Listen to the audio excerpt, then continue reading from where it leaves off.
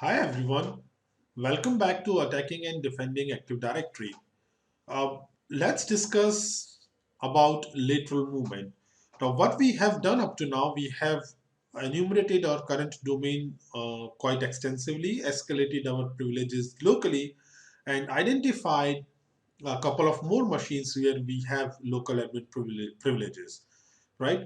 So now it is a good time to discuss about various lateral movement opportunities or tools and techniques we have, right? So that we can use or abuse those local admin privileges on other boxes to escalate privileges to the domain level. So if I go back a bit, right now we are in which phase of our attack cycle? So we have discussed domain enumeration, local privilege escalation. Now these three steps, admin recon, lateral movement, and domain admin privs are squeezed in or are used together in the coming learning objective. What we are going to do, once we have escalated privileges locally on our current machine or on other machines, then we will recall this is a cyclic process. That means once we have privileges of a new user or we get access to a new machine, we run our enumeration once again. Not all of the enumeration like gathering username and groups and computers, but the intrusive ones. Which ones? For example, to hunt for local admin access or to hunt for domain admin privileges, etc. These type of enumerations are then rerun from a new machine with new privileges just to check if we can get anything interesting, anything new, right? So that is part of admin recon. Then lateral movement is so once again this is quite mixed up, quite done quite together. That is from in the lateral movement part. Let's say we use the derivative local admin privileges to go to admin SRV. That is also part of lateral movement. Then we ran admin recon or recon from there. Find out that there are some privileges somewhere where a domain admin privilege is available. Then we escalate our privileges, right? So we are going to have a look at these three steps now. Uh, First is lateral movement. One very interesting protocol for lateral movement is PowerShell promoting. If you have not seen it, or if you use PSExec, you have been using PSExec for your lateral movement, think of it as PSExec on steroids, right? Uh, you will find this increasingly being used in enterprises because it is enabled by default server 2012 onwards, all set part of the firewall exception rules so that you can use it to manage machines. On client machines, if it is not already in use, you may need to run enable PS remoting on the client versions like Windows 10 to enable it and make a firewall exception. Also, when we use PowerShell remoting, we get an elevated shell that is a process which is running in high integrity. So in many cases, USE issues are not there when we use PowerShell remoting. So what PowerShell remoting is? It is administration capability which is baked into newer versions of Microsoft Windows, which allows administrators to do multiple things on multiple machines in a really fast manner. Now, red teaming is at least 50 to 60% of system administration without making much noise, right? That is a quiet system administrator is a good red teamer. So whatever is useful for a system administrator is useful for a red team operator or any adversary as well. Uh, PowerShell remoting by default uses TCP 5985. It is based on WSMan or WinRM. So port 5985 HTTP is the transport protocol. 5986 is for SSL. Please keep in mind that although PowerShell remoting by default works on 5985 HTTP, it is only the transport tunnel which is clear text. Whatever goes inside that tunnel is encrypted. So you can see what that some traffic is going inside that 59 not inside. Some traffic is going and coming from that 5985 port, but what actually that is needs it is encrypted, right? So that needs decryption. So this is what PowerShell remoting is. Now it is of two types. There is one-to-one and one-to-many. One-to-one PowerShell remoting, as the name suggests, it is interactive, right? One-to-one, that is interactively log in to another machine, right? It is a network logon type, so credentials are not left unless there are CRED SSP or unconstrained delegation on the target machine. So one-to-one, it works over a session called PS session. It is interactive, runs in a new process called WSM Proc host on the target machine, and it is stateful, right? So this is how it looks like. Okay.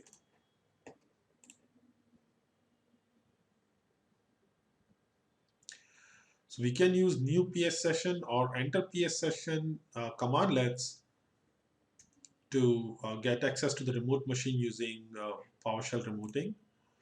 We need local administrator privileges or administrator privileges onto the target box, not on the local machine, but on the target box to use this.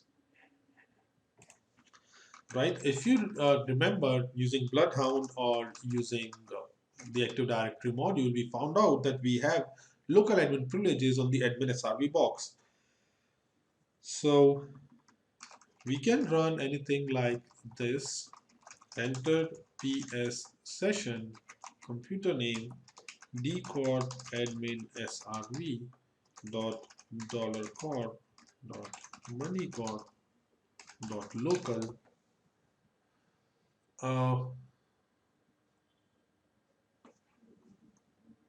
Okay, let me quickly check that once again. I think it was not, what was it, not admin srv. Let's load power view here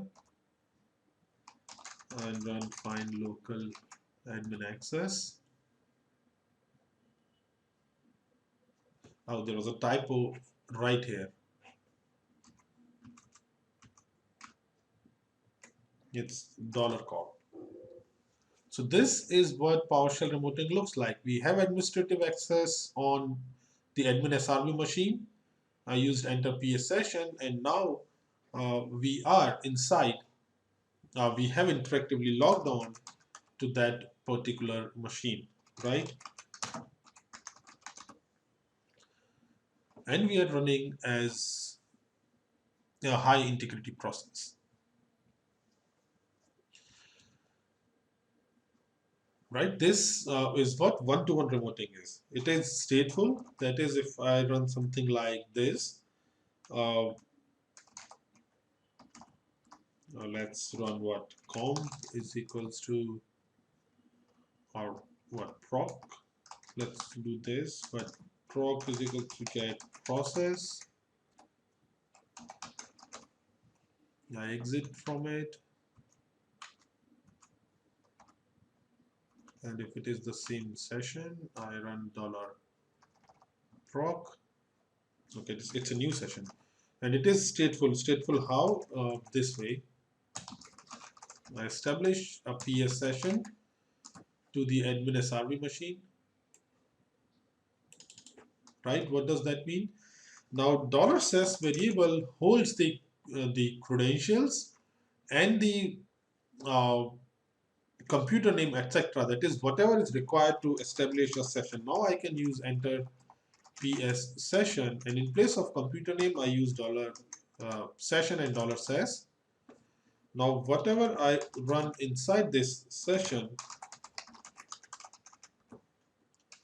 as soon as I do not kill the session deliberately, this thing would be stateful, right? So this is what one-to-one remoting is. Very useful for administration and also very useful for lateral movement. Now there is another type of PowerShell remoting. Of course, one-to-one is very useful when you want to interactively log on to different machines. Now, what if you would like to do the same thing for 1,000 or say 10,000 or even more machines? Right? There are so many Active Directory environments which would easily have that machines, even more. So in such cases, one-to-many remoting is useful, also known as fan-out remoting. One-to-many remoting means from one machine, you can parallelly access thousands of different machines. And precisely because of this, it is non-interactive. Once again, it works or executes commands parallelly, right? That is, does not wait for the commands to complete on different machines, or it does not do it in turn. It runs commands parallelly on different machines. Invoke command is the commandlet which is used to implement the one-to-many PowerShell remoting. So, and another interesting thing about invoke command is it can not only run commands but scripts as well. Enter PS session or new PS session does not support a parameter like file path or file where you can specify a script. It is the invoke commandlet of PowerShell remoting which accepts a script, converts it into a script block, and executes it as a basic 64 encoded script on in the memory of the target machine. Right now, this makes invoke command very useful for passing the hashes or checking your privileges. For example, recall when we were discussing find WMI local admin access, I said we can implement the exact same thing with PowerShell remoting because by default it uses or it needs administrator privileges onto the target machine. So this makes it very useful for checking if your current user has local admin privileges on different machines in the network, right? And that too without actually creating a script. The biggest drawback of find WMI local admin access was that it was not threaded, although we can always use custom run spaces to do that. In case of invoke command, we can simply provide a list of machines to it, to the computer name parameter. It will check it for you parallelly without doing anything special, right? If we have access to credentials of another user, clear text credentials, we can use the dash credential parameter to pass alternate username and password. So let's have a look at how invoke command works or looks like. Let's use invoke command, computer name, dcorp admin srv dot dollar corp dot manycorp dot local. And inside the script block parameter, let's simply run who am I and what, let's say host name. And now when we run this, we are running as student admin on the admin SRV machine, right? This is what invoke command is. Now invoke command has some very interesting options. One, in place of computer name here, we can always have something like this, right? Get content or cat or and a text file which contains a list of servers, right? So that the same command would be executed across all the machines parallelly. Another interesting option, or one of the most useful ones when it comes to invoke command, is file path. What does file path do? We can, for example, in the same command, in place of running script block, we can always use the file path option, right, which executes a script onto the target machine. This is what file path does, right? I do not want to show you a real script right now on admin SRV. Why? That we'll discover in a moment. So, or let's do it right away. Now, one slight deviation here is, let's say we want to execute a script. Uh, let me see which script would be a good example here. Let's say we would like to run Power View, for example, on the target machine. Does it get detected? It does. Let's do it for Power Up. I don't think that gets detected by uh, Defender right now. So what we can do is we can run something like this. Now there were some errors. Why? It says cannot invoke method. Method invocation is supported only on core types, right? What does that mean? There is something interesting going on here, and that is a slight deviation from PowerShell remoting. It is this. If we, okay, let's use invoke command for that.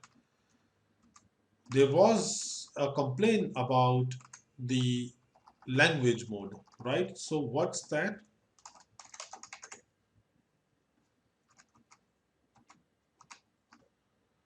Uh, okay, let me recall that it's the session state. Now, execution context dot session state dot language mode. So let's run this onto the remote machine. So if I run this particular command on dcorp admin srv, what we'll see is it is running in the constraint language mode. What is a constraint language mode? Uh, if I run this here now, we are running on the full language mode.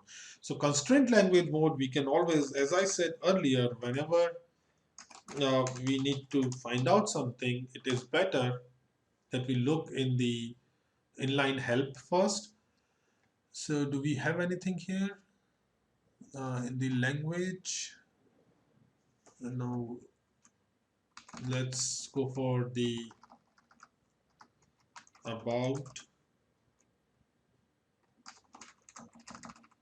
Is it about? Let's search for mode. If we do not find it out, then we can always search it on the internet, right? So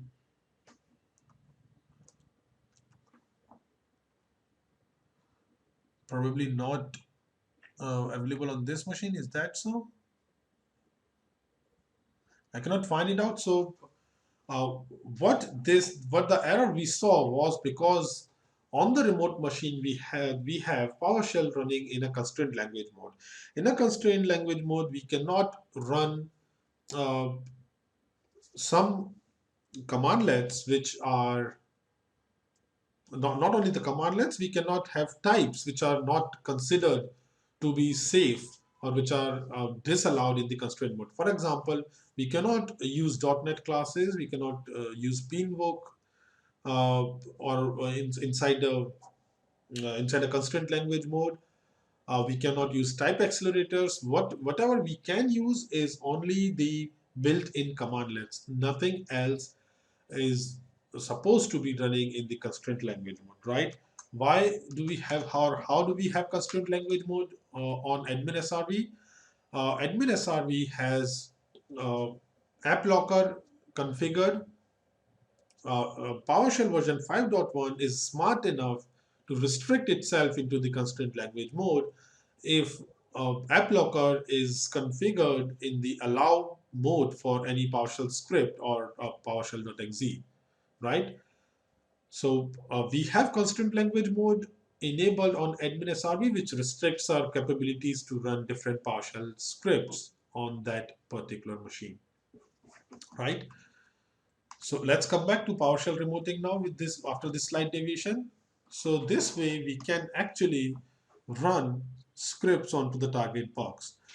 Although in our case we deliberately chose a server where the script fails, but this is how we can use it. Now PowerShell remoting is quite interesting, right? It also allows you to run local functions on remote machines. What does that mean? That means this. Let's quickly uh, run. Let's very quickly create a function called hello and write output hello from function, right? And let's save it in the tools directory as the function name was hello. So let's save it as hello.ps1. So we have a simple function which uses only the built-in ones. So if now we run,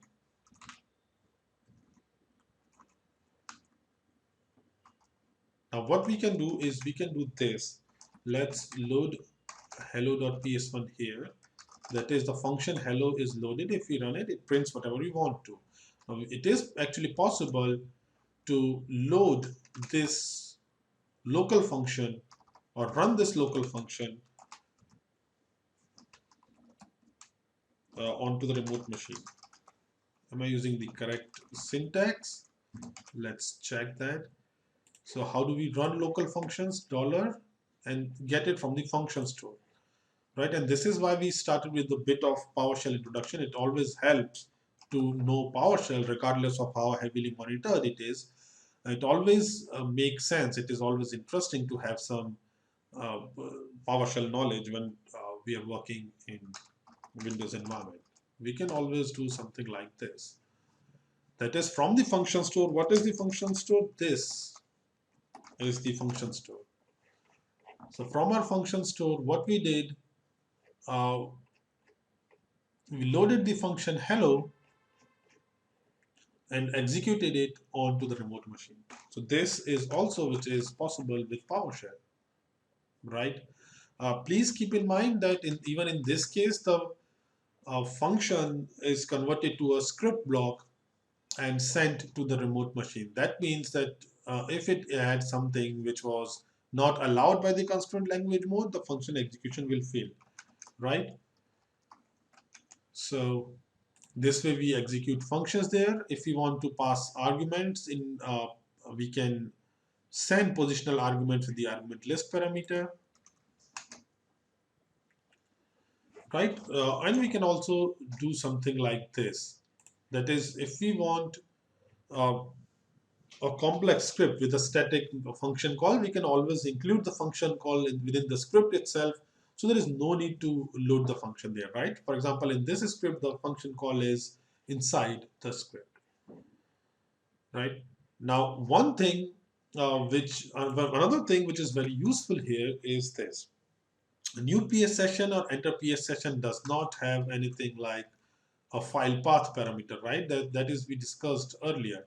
There is nothing like this in case of enter PS session or new PS session. But let's say we would like to load a script in the memory, not in the, yeah, in the memory of the target machine, and we would like to call it dynamically. What does that mean? That means we would like to load some functions onto the target machine and then interactively change or dynamically call it. That is sometimes from that particular machine. Let's say we would like to load and invoke Mimikatz onto the target machine. One time we would like to dump passwords from SamHive. Another time we would like to dump passwords or credentials from the LSS, both of which need different arguments to the script. In such cases, we can use uh, this thing. Recall that we created a session, right, which is persistent as long as the WSM host process is not killed in the remote machine, on the remote machine, or we do not close the session from here. That means that we can use something like this. That is, we run invoke command with the file path parameter, and we load a script called hello.ps1, but we do not specify a computer name but a session. What does this mean? This means if we now drop into an interactive session for this particular session variable $says, our function hello would be available on that particular session, right? So this makes it very useful for such scenarios, and we are going to use this a lot, and that too in upcoming videos. That is, we load the script using invoke command in a session, right? New PS session, we created a session, loaded a script it using the invoke command, and then interacted it with the enter PS session, right? So this is how we can use PowerShell remoting for interesting things, right? So, okay, we can continue with this video. This is all about PowerShell remoting. This is how we run stateful commands using invoke command, and we load the files into sessions, right? Please keep one thing in mind. If we are trying to execute stateful commands, that is in sessions, we cannot do it parallelly on thousands of machines unless we already create sessions for all of those machines, right? So this is what PowerShell remoting is. Now the next technique or tool, this is specifically a tool which we are going to discuss for lateral movement, is invoke Mimikatz or Mimikatz. Now what is Mimikatz? Those of you who have not used it, Mimikatz is a utility written by Benjamin Delphi to uh, in his own words, to play with Windows security. The utility has multiple capabilities to read and write from LSS, read from LSS secrets, read from SAM, forge tickets and whatnot.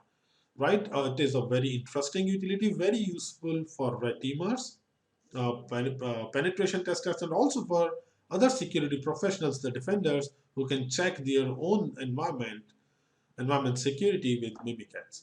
Now, invoke Mimikatz uses reflective pre-injection technique to implement or use mimikatz.exe in a PowerShell script, which makes it a bit easier to run it from memory.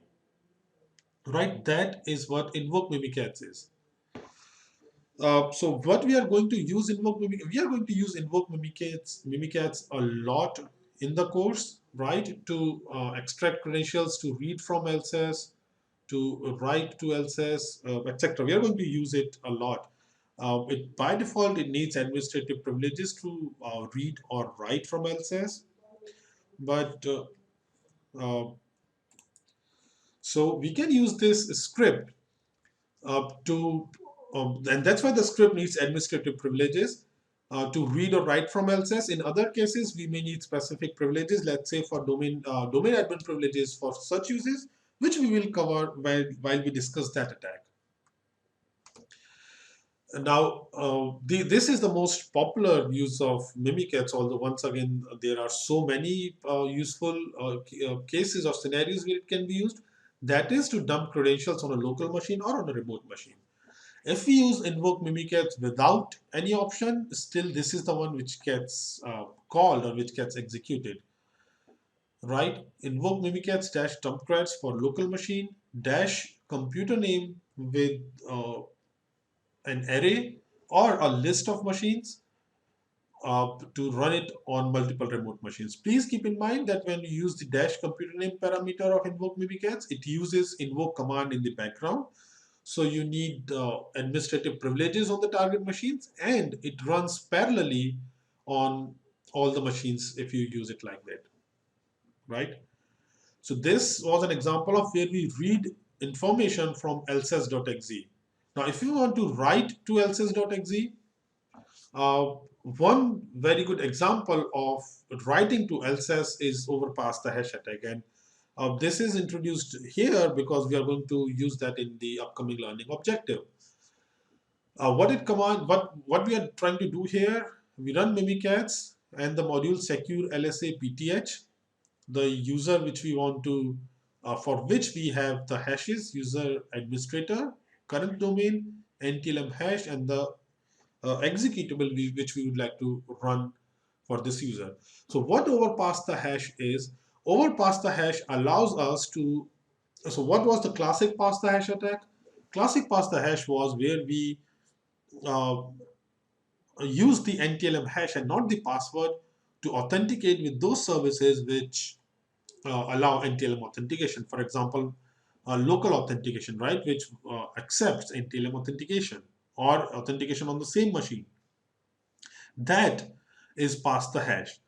Now, what overpass the hash does? Overpass the hash creates a valid Kerberos ticket or a valid ticket using the NTLM hash of a user. That is, let's say if we have the NTLM hash of this domain administrator account called administrator, we can run executables which will hold the ticket for the domain administrator, right? And this involves writing to LSS, right? This was reading from LSS, this is writing to LSS. And that is what overpass the hash attack is.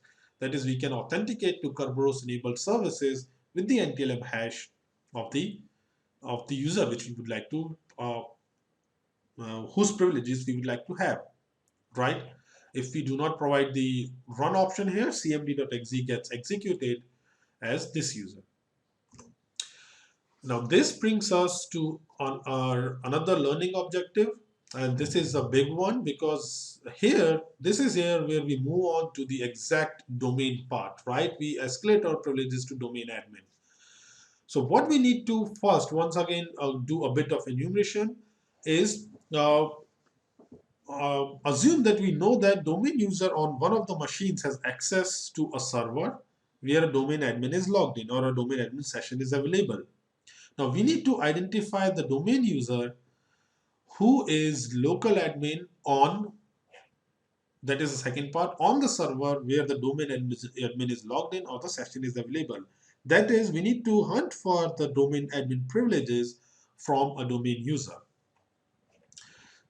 Once we have found that out, then we need to escalate the privileges using the above one. That is where we identified a machine where we have local admin privileges and a domain admin session is available.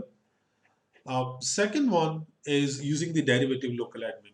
Now, what is the derivative local admin? As we saw during Bloodhound and the AD module and other enumerations as well, that is, we have local admin privileges to admin SRV. Now, we need to check, is it possible to abuse that privilege to admin SR for admin SRV to escalate our privileges to domain admin, right? So there are at least two methods right now. We are going to discuss much more methods later on, but at least two methods or two paths to domain admin from our current privileges, right? So once again, as I've been saying, for all learning objectives, feel free to experiment any tool, any method. Uh, do it as a challenge if you want, or have a look at the solution videos, right? So that would be all for this video. Thank you very much for watching.